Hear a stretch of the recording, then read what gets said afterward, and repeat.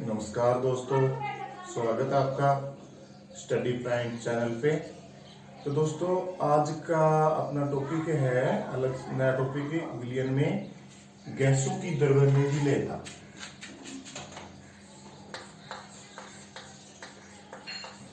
गैसों की द्रव्यमेव विलेयता। तो दोस्तों, इसके अंदर विलायक होगा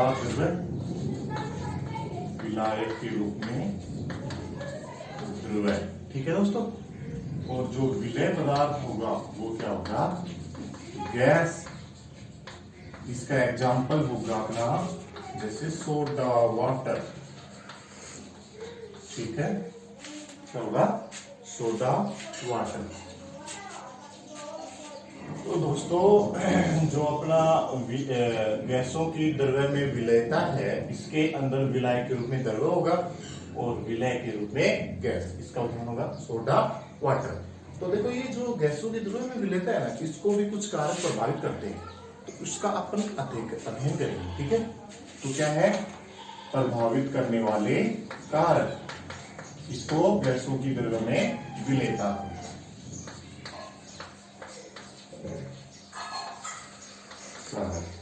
तो देखो दोस्तों, जो इनकी गैसों की द्रव्य में विलेयता है ना, इसको प्रभावित करने वाले कारकों में पहला कारक है विलेय व विलायक की प्रकृति। दोस्तों, पहला कारक है इसमें विलय और विलायक की प्रकृति।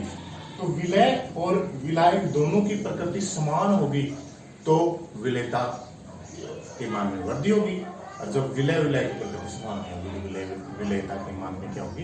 कमी। जैसे कि इसमें क्या आएगा कि भाई जो ध्रुवीय विलायक है ना, ध्रुवीय विलायक में ध्रुवीय गैसें विलय होंगी, ठीक है। जैसे कि ध्रुवीय विलायक है जल, तो इसके अंदर, जल के अंदर NH3, SO2, ठीक है, और HCl, ये विलय होंगी, ठीक है भैया, ठीक है। ध्रुवीय विलायक में ध्रुवीय गैसें विलय होंगी, और अध्रुवीय विलायक है उसमें अध्रुवीय गैसें विलय होंगी। जैसे कि अध्रुवीय विलायक, जैसे कि एथेनॉल, क्या है? कार्बनिक जितने भी विलायक होते हैं क्या होते हैं? अध्रुवीय। में कौन सी गैसें विलय होंगी? जो अध्रुवीय विलायक एथेनॉल में अध्रुवीय गैसें, जैसे H2, N2, O2, Cl2, CO2, ये विलय होंगे, ठीक है दोस्तों। तो ध्रुवीय विलायकों में तो ध्रुवीय गैसें, जैसे कि जल एक ध्रुवीय विलायक है, तो इसके अंदर विलयशील होंगे SO2, NH3 और HCl, ठीक है। इनकी प्रकृति कैसी है? ध्रुवीय, ठीक है। इसी प्रकार अध्रुवीय विलायक जैसे कि एथेनॉल, इसके अंदर विलय होंगी H2, N2, O2, Cl2, CO2, क्योंकि इनकी प्रकृति कैसी है? अध्रुवीय, ठीक है। विलय विलायक की प्रकृति के आधार पर गैस जो गैसों की विलयता प्रभावित करने वाले कारक हो गया, ठीक है। दूसरा है दोस्तों ताप। दूसरा कारक इसका तापमान, टेम्परेचर। तो अपन को पता ही है दोस्तों कि जो टेम्परेचर होता है ना, टेम्परेचर भी गैसों की द्रव्य में विलयता को प्रभावित करता है, ठीक है। कैसे करता है? ये देखो कि जो गैसें है ना, उनको टेम्परेचर देते हैं अपन, तो गैस के अणु या कण है ना, वो उनको टेम्परेचर से उनके जो टेम्परेचर को ग्रहण करके वो क्या है? गतिज ऊर्जा के मान में वृद्धि कर लेते हैं, और गतिज ऊर्जा के मान में वृद्धि होने से गैसों के कण या अणु दूर चले जाते हैं। मतलब तापमान में वृद्धि होने पर गैसों के अणुओं की गतिज ऊर्जा में वृद्धि हो जाती है, जिससे गैसों की द्रव्य में विलेयता के मान में कमी आती है।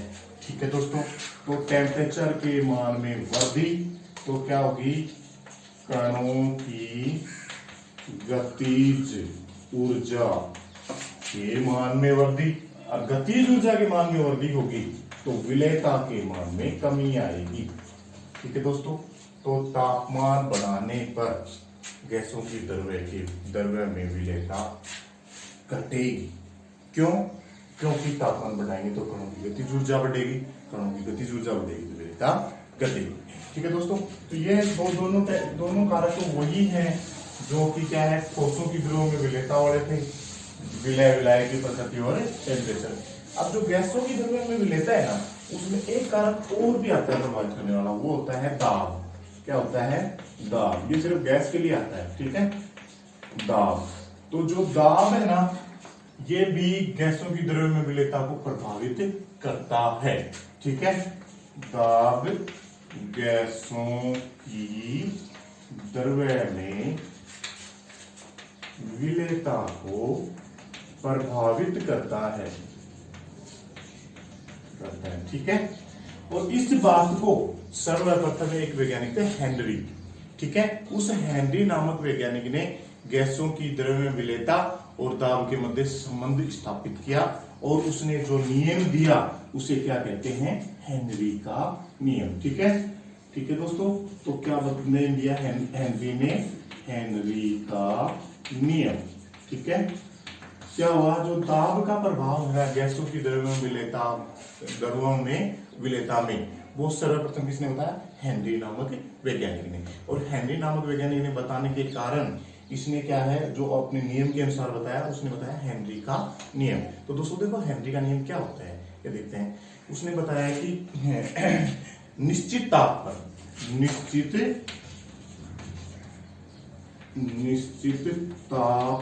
पर किसी विलायक में घुली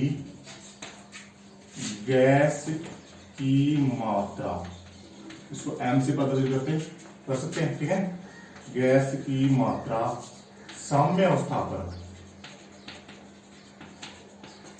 गैस के द्वारा विलायक की सतह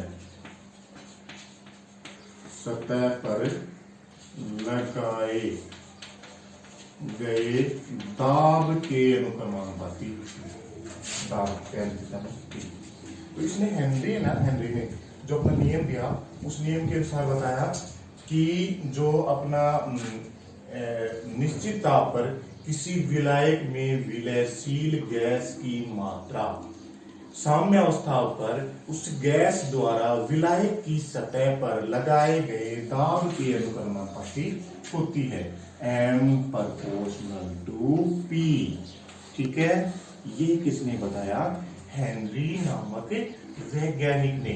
क्या बताया कि निश्चित ताप पर किसी विलायक में घुली हुई गैस की मात्रा M साम्य अवस्था पर गैस के द्वारा विलायक की सतह पर लगाए गए दाब के अनुक्रमानुपाती। दोस्तों जी, अनुक्रमानुपाती का निशान लगाते हैं तो यहाँ पर क्या आ जाता है? कोई स्थिरांक। ठीक है, तो M बराबर आ जाएगा Kp, और K बराबर क्या है यहाँ पे? हेनरी स्थिरांक। क्या है? हेनरी स्थिरांक। ठीक है दोस्तों, ये क्या होगा अपना हेनरी का नियम। अब हेनरी ने दोस्तों ये नियम दिया, और एक नियम और भी था। क्या था? हेनरी का नियम वो किसके लिए था? मोल भिन्न के रूप में। ठीक है, तो हेनरी का नियम था सिंपल, इसने क्या बताया कि निश्चित ताप पर किसी विलायक में घुली हुई गैस की मात्रा M साम्य अवस्था पर गैस के द्वारा विलायक की सतह पर लगाए गए दाब के अनुक्रमानुपाती होता है। ठीक है, इसके बाद में जो नियम था एक हेनरी का नियम मोल भिन्न के रूप में। दूसरा नियम था दोस्तों क्या? हेनरी का नियम मोल भिन्न के रूप में।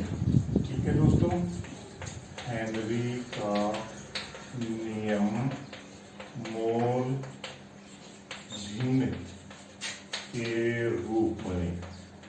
तो दोस्तों इसमें इसने बताया कि निश्चित ताप पर, बात तो ये थी, निश्चित ताप पर किसी विलायक में घुली हुई गैस के द्वारा साम्य अवस्था पर विलायक की सतह पर लगाया गया आंशिक दाब गैस की मोल भिन्न के अनुक्रमानुपाती होता है। क्या बताया कि निश्चित ताप पर किसी विलायक में घुली गैस द्वारा साम्य अवस्था पर निश्चित ताप पर किसी विलायक में घुली गैस द्वारा साम्य अवस्था पर विलायक की सतह पर लगाया गया आंशिक दाब तो पीआई बोल सकते हैं। आंशिक दाब गैस की मोल भी, इसे एक्स से लिखते हैं, के अनुक्रमानुपाती होता है। ठीक है दोस्तों, क्या होता है कि निश्चित ताप पर किसी विलायक में घुली हुई गैस के द्वारा साम्य अवस्था में विलायक की सतह पर लगाया गया आंशिक दाब गैस की मोल भिन्न के अनुक्रमानुपाती होता है। अब ये अनुक्रमानुपाती का निशान हटाएंगे तो यहाँ पे क्या जाएगा कि स्थिरांक, तो ये क्या जाएगा पी आई बराबर के एच लिखते हैं इसको, क्योंकि इसमें के लिखा था, इसको थोड़ा इसके अलग करने के लिए क्या लिखते हैं के एच। यहाँ पे पी आई तो क्या हो गया, पी आई हो गया आंशिक दाब इसका गैस का, एक्स क्या है गैस की मोल भिन्न, और के एच है हेनरी नियतांक, के एच है हेनरी नियतांक। तो दोस्तों ये क्या हो गया हेनरी के नियम, हेनरी ने दो नियम दिए थे गैसों की द्रव्यमानता से का उसके दाब के मध्य संबंध को स्थापित करने के लिए। तो एक तो क्या था हेनरी का नियम, उसमें क्या था निश्चित ताप पर किसी विलायक में घुली गैस की मात्रा साम्य अवस्था पर गैस के द्वारा विलायक की सतह पर लगाए गए दाब के अनुक्रमानुपाती होता है। ठीक है, अब दूसरी क्या है, दूसरा दिया था हेनरी का नियम मोल भिन्न के रूप में। उसमें क्या होता है कि निश्चित ताप पर किसी विलायक में घुली गैस के द्वारा साम्य अवस्था पर विलायक की सतह पर लगाया गया आंशिक दाब गैस की मोल भिन्न के अनुक्रमानुपाती होता है। ठीक है दोस्तों, अब ये जो हेनरी का नियम है ना, ये कुछ कंडीशंस पे ही लागू होता है, मतलब हर जगह ये नियम लागू नहीं होता। तो इसमें क्या है हेनरी के नियम में कुछ क्या थी कमियां थी। हाँ तो दोस्तों इसके बाद में हेनरी के नियम की कमियां, तो देखो हेनरी का नियम है ना कुछ कंडीशन पे ही लागू था। ठीक है, इसमें क्या था कुछ कमियां रह गई थी। ये देखो क्या क्या थी कि यह नियम केवल तब ही लागू होता है जब फर्स्ट दाब का मान बहुत अधिक ना हो, अधिक ना हो। ठीक है, एक कंडीशन तो क्या थी कि यह नियम जब ही लागू होता है जब दाब का मान बहुत अधिक ना हो। ठीक है, दूसरा था ताप का मान बहुत कम ना हो। ठीक है, पहला तो क्या था ताप का मान बहुत अधिक ना हो, इसके लिए तभी लागू होगा। एक क्या था ताप का मान बहुत कम ना हो। ठीक है, तीसरा था जो विलय है ना और विलायक के बीच रासायनिक अभिक्रिया ना हो। ठीक है, तीसरी कंडीशन क्या थी कि विलय और विलायक के मध्य रासायनिक अभिक्रिया भी ना हो, तब ही ये नियम लागू होगा। चौथा था विलयन तनु होना चाहिए, मतलब सामने विलयन के लागू नहीं होता। ठीक है, तो क्या बताया हेनरी के नियम के लिए नियम केवल तभी लागू होता है जब दाब का मान बहुत अधिक ना हो, ताप का मान बहुत कम ना हो, विलय विलायक के मध्य रासायनिक अभिक्रिया ना हो, और क्या है विलयन कैसा होना चाहिए तनु, सामने विलयन पे नियम लागू नहीं होता। ये क्या हो गई हेनरी के नियम की कमियां। और इसके बाद में दोस्तों एक छोटा सा टॉपिक है वाष्प दाब। क्या है वाष्प दाब की डेफिनेशन देखेंगे, फिर देखते हैं विलय विलायक के लिए कैसा क्या होता है। अगला है वाष्प दाब। वाष्प दाब वेपर प्रेशर बोलते हैं इसको। देखिए होता क्या है दोस्तों, जब अपन ने जैसे कि ये बर्तन ले लिया, इसमें अपन ने डाला गया जल, जैसे अपना प्रेशर कुकर होता है इस टाइप से ऐसे, ठीक है। इस जल को अपन गर्म कर रहे हैं, तो इसको जैसे ही अपन क्या करेंगे गर्म करेंगे तो जल किसके रूप में, वाष्प के रूप में होगा, और यहाँ से इस पे टकराएगा ऊपर दीवार से, और दीवार से ऐसे टकरा के टकराता रहेगा, जैसे टकराएगा तो उसकी गतिशीलता के मान में कमी आ जाएगी, और क्या है नीचे से नीचे फिर से क्या रहेगा, ये नीचे की ओर आएगा, और क्या है जो जल की बूंदों के रूप में बढ़ जाएगा, ठीक है। इसी प्रकार इसको फिर से गर्म करेंगे, यहाँ से ये टकरा के फिर बूंद के रूप में एक अवस्था ऐसी आएगी जिस पर क्या है कि भाई जितने जो ये जल के कण है ना वाष्प में परिवर्तित हो रहे, उतने ही वाष्प के कण किसमें परिवर्तित होंगे, क्या अपने जो क्या है जल में, तो उस अवस्था को बोलते हैं साम्य अवस्था। उसको क्या बोलते हैं, साम्य अवस्था, ठीक है। तो इस साम्य अवस्था पर द्रव्य की सतह पर, जो द्रव्य है ना इसकी सतह पर गैस के जो वाष्प के कणों के द्वारा जो दाब लगाया जाता है उसे क्या कहते हैं, वाष्प दाब। तो दोस्तों वाष्प दाब किसे लेंगे, साम्यावस्था पर वाष्प के कणों के द्वारा द्रव्य की सतह पर लगाया गया दाब, ठीक है। तो किसे कहेंगे वाष्प दाब, साम्य अवस्था पर वाष्प के कणों के द्वारा द्रव्य की सतह पर लगाए गए दाब को ही वाष्प दाब कहते हैं, ठीक है। तो ये है, और यहाँ से वाष्प के कण इस पे जो दाब लगाएंगे उसे क्या कहेंगे अपन ने, वाष्प दाब, ये द्रव्य है, ठीक है, ठीक है। तो वाष्प दाब इसको कहेंगे कि साम्य अवस्था पर जो वाष्प के कणों के द्वारा जो द्रव्य की सतह पर जो दाब लगाया जाता है उसे क्या कहते हैं, वाष्प दाब। देखो दोस्तों जो विलायक है ना, विलायक ये क्या है अपना जो विलायक है ना, और इसमें विलय पदार्थ मिलाते हैं, कौन सा, अवाष्पशील, अवाष्पशील विलय, ठीक है। अवाष्पशील विलय मिला देंगे तो जो विलयन बनेगा दोस्तों, विलयन, ठीक है, उसमें मुक्त अणुओं की संख्या क्या हो जाएगी, कम, ठीक है। अब मुक्त अणुओं की संख्या कम हो जाएगी तो वाष्प दाब के मान में भी क्या हो जाएगी, कमी, ठीक है। और इस घटना को क्या कहते हैं, वाष्प दाब में अवनमन, क्या कहते हैं, अवनमन।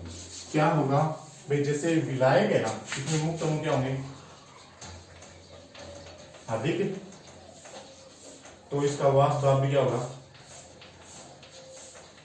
अधिक, ठीक है। तो इसमें मुक्त अणु क्या होंगे, कम, तो इसका वाष्प दाब क्या होगा, कम, ठीक है दोस्तों। क्या होता है, जब किसी विलायक में अवाष्पशील विलय मिला दिया जाता है, जब किसी विलायक में अवाष्पशील विलय मिला दिया जाता है तो बने विलयन में मुक्त अणुओं की संख्या कम हो जाती है, जिसके कारण विलयन का वाष्प दाब विलायक के वाष्प दाब की तुलना में कम हो जाता है। इसे ही अपन क्या कहते हैं, वाष्प दाब में अवनमन। तो वाष्प इस जो विलयन है इसका वाष्प दाब अपन मान लेते हैं P, ठीक है, और विलायक का मान लेते हैं P नोट।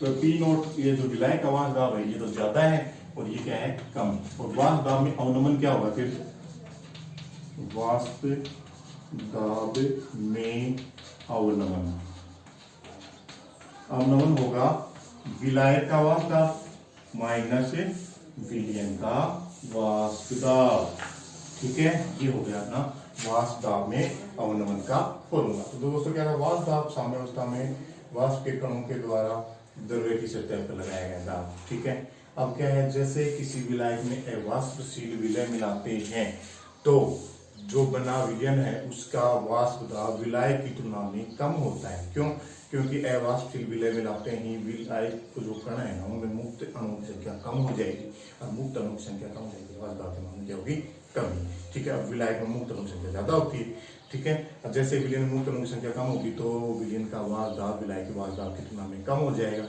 इसे क्या कहेंगे अपन, वाहक दाब में अवनमन। वाहक दाब में अवनमन का फॉर्मूला क्या होगा, विलायक का वाहक दाब माइनस विलयन का वाहक दाब। ठीक है दोस्तों, ठीक है दोस्तों, अब मेरा जो ये वीडियो अच्छा लगे तो आप इसे शेयर करना, लाइक करना और कमेंट करना, मेरे चैनल को सब्सक्राइब करना। धन्यवाद दोस्तों।